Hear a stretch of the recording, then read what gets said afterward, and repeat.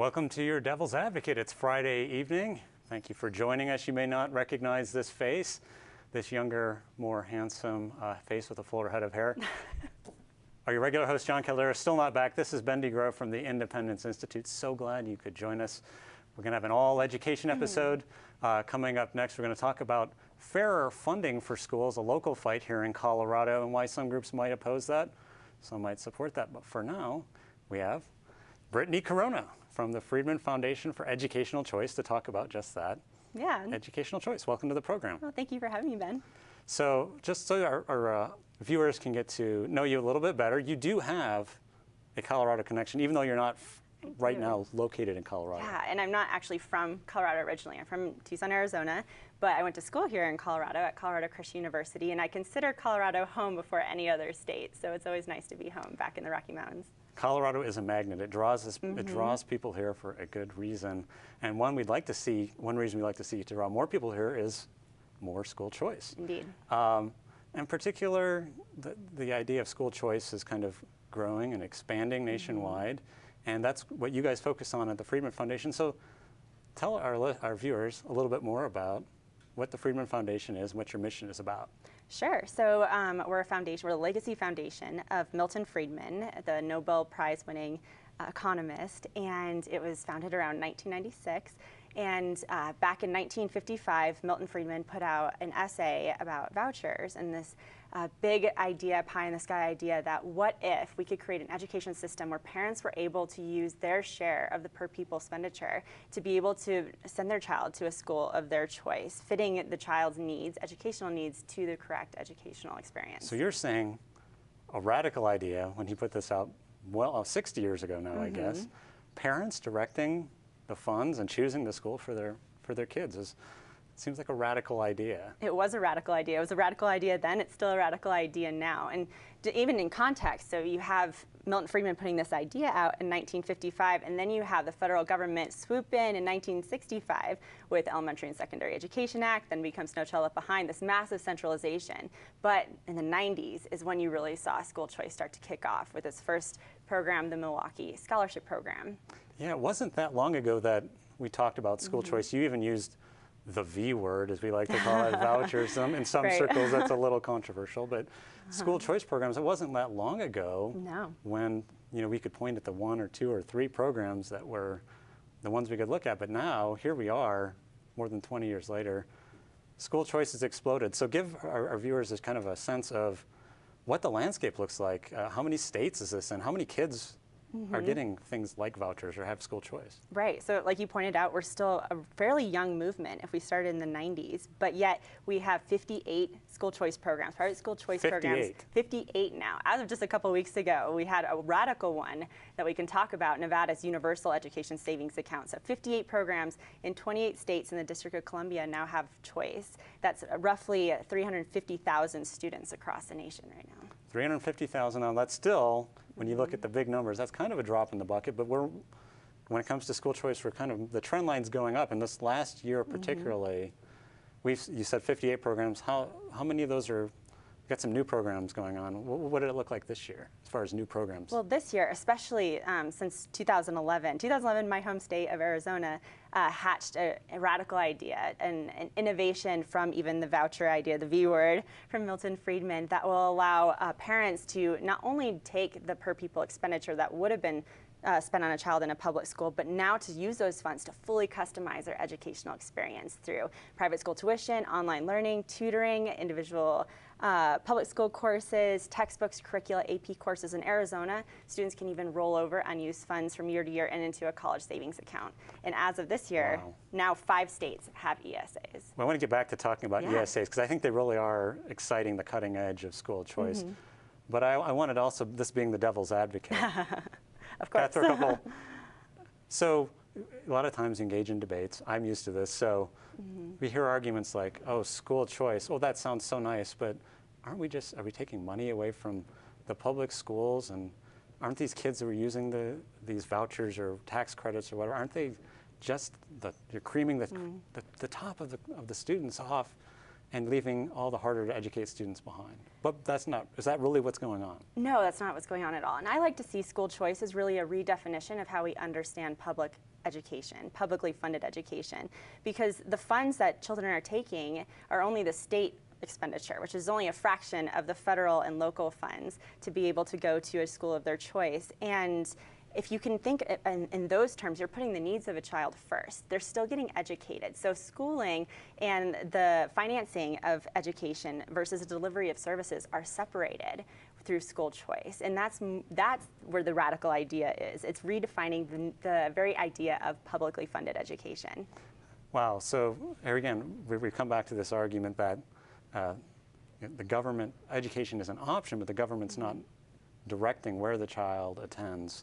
And particularly, what about this argument that all the kids who are coming into school choice programs, whether it's Milwaukee, you mentioned, or Washington, D.C., or some of these programs, they say, well, they may look like they're doing better, but that's just because they're taking all the smart kids out and putting them in these programs. Well, actually, most of these programs are means tested and coming from students that are in failing schools already. So it's already an uphill battle for the majority of the students that are engaged in private school choice programs. But as you mentioned, Washington, D.C., the D.C. Opportunity Scholarship Program has attainment statistics and data to show the achievement levels of their students are growing. So there's 90% college acceptance rate, a 90% graduation rate, 90% parental satisfaction rate with the DC Opportunity Scholarship Program right now. And that really shows the benefits of choice, even for our most disadvantaged students. So you're telling me that kids in Washington, D.C., which is one of the more difficult, challenging environments, one of the school systems with the worst record, we have kids who are going in, and 90% of them are graduating on time, going to college, and their parents are happy with the program. Yes, all the above. And to go back to the public school point, you actually saw last year public schools going from house to house asking parents to have their kids come back to the public school. So now you're seeing an environment where competitive pressure is forcing the schools that might be failing at the time to raise up to the bar, because parents aren't going to take their kids out of a school that's doing well. So the notion of choice is really empowering parents to choose the best educational option for their child, raising all boats for even the kids that are stuck still in the failing schools.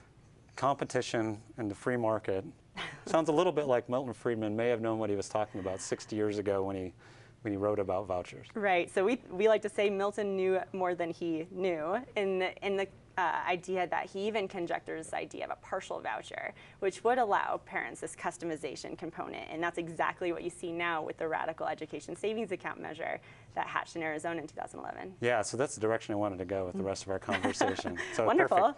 ESAs, education savings accounts. I also sometimes like to call it the education debit card. It's a good name. Yeah, so let's help people understand what this would look like. Yeah.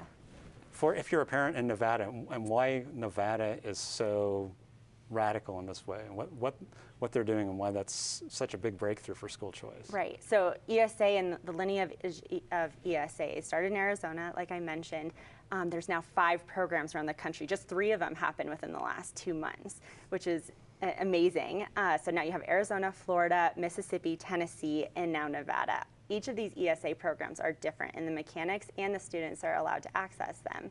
And Nevada is particularly special because they're the first state in the country to enact a universal school choice program, whether that be vouchers, ESAs, or tax credit scholarships. So any child has access in the state of Nevada to an ESA to be able to customize their education with their share of the state spending. Customize, you said this a couple of times, customize their education. So if people understand a little bit about what vouchers are like, they know that you get a check and you can use it to pay for the tuition at a school you choose. Right. But ESAs, you say customize, it's so much more, isn't it? I mean, what are some examples of things parents could do with an ESA? Yeah, so one of my favorite Milton Friedman quotes is that not all education is schooling and not all schooling is education. The proper subject of concern is education. So what's beautiful about ESAs is it really focuses on education, not just a brick and mortar building. And parents in Arizona, for example, have bought 34%, a statistic from Lindsay Burke at the Heritage Foundation, in the first year of Arizona's program, customized their child's education. So they used it for therapies and online learning and private tutors and curricula, a whole variety of educational tools and services that are by accountability's sake, pre-approved by the state as well. And so, yeah, so they're mixing and matching. You mentioned about a third of those parents in Arizona. I mean, do we expect to see something similar in Nevada? So parents are going to really take hold of this idea of customizing, of mixing and matching all these different things to provide that best outcome for the kid they know best. Yeah, we certainly hope so. So the Governor Sandoval, signed the Nevada bill into law just a few weeks ago. So this is a fresh idea. It's truly transforming the entire conversation of school choice around the nation, and it'll be implemented in January. So it remains to be seen how many parents are going to jump onto it, but considering the amount of public opinion that's supporting ESAs right now per our Schooling in America surveys, I'm very excited to see what happens in Nevada this next year. Now, some of our more astute viewers out there might be thinking, I've got this account, I've got this debit card, I can spend money on certain things. How do we ensure that parents are using those dollars for educational, authentic educational things, making sure those things are available, but they're not misusing and abusing that privilege? Right. So every state that has an ESA, all 5 of them, all have different provisions within the law, some of them overlap, over how the state is going to keep those expenditures accountable. So there is a process to make sure that parents are accountable for what the restricted use debit card, as you called it, is able to be spent on. It has to be allowable uses only, and then depending on what state you're talking about, so in Mississippi, it's a refund. It's not a direct fronted cost through a debit card. Rather, parents are able to purchase educational options, then submit the receipts to the state will then reimburse them. Nevada, Arizona, Florida, it's the opposite way. So what's beautiful and kind of goes right in line with our philosophy of choice is that you have a variety of types of ESAs, as well as being able to have parents be at the front seat, if you will, of their child's education. So what do you see then as we get close to the end here? What is the next generation, the next horizon for education savings accounts? So what's the next frontier, if you will, for these opportunities? And I'm selfish. I'd like to see Colorado be the state to take that next step, maybe. But whoever it is, what would you like to see as that next frontier? Or what do you think is the next horizon for ESAs and school choice? Right. So I'm selfish too because I love Colorado. I'd love to see an ESA in Colorado. But I think one of the beautiful things about choice too is recognizing that each state is different. So we evaluate need by state basis, depending on what their political climate is or legislative climate. But ESAs really are the next generation of school choice. I love to use an example that Matthew Ladner, who's one of the guys who thought about the ESAs first in Arizona, he says, vouchers were the rotary telephone, they were the landline, but now we're going to the iPhone, and it has apps too. So that's the next generation. People get the technology. The iPhone, the next generation of school choice. Brittany Corona from the Friedman Foundation, thanks so much for joining us and sharing your insights on school choice. Thank you for having me, Ben. And please stick around with us. We'll continue with more of The Devil's Advocate.